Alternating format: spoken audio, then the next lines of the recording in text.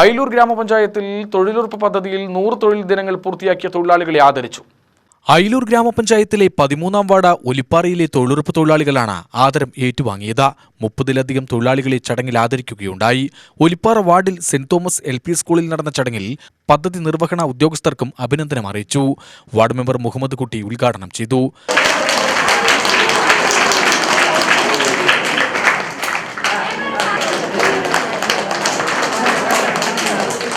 അയിലൂർ ഗ്രാമപഞ്ചായത്തിൽ ഒലിപ്പാറ 13-ാം വാർഡിൽ ഗ്രാമപഞ്ചായത്തിൻ്റെ കീഴിൽ നടന്നുകൊണ്ടിരിക്കുന്ന തൊഴിലുറപ്പ് പദ്ധതി 24-25 സാമ്പത്തിക വർഷത്തിൽ ഏറ്റവും കൂടുതൽ 100 ദിനം തൊഴിൽ ദിനം പൂർത്തീകരിച്ച ഒരു വാർഡായി 30-ൽ പരം തൊഴിലാളികളെ ആദരിക്കുന്നൊരു ചടങ്ങാണ് ഇന്ന് Olippara saint Thomas LP school അങ്കണത്തിൽ വെച്ച് നടത്തപ്പെട്ടത്.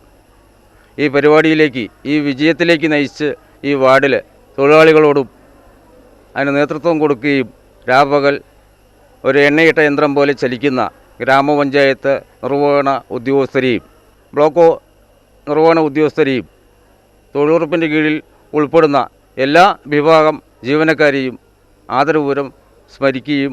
മേറ്റ് മിനിമോൾ ജോസഫ് അധ്യക്ഷത വഹിച്ചു. Beat forest officer Anu വിശിഷ്ടാതിഥിയായി.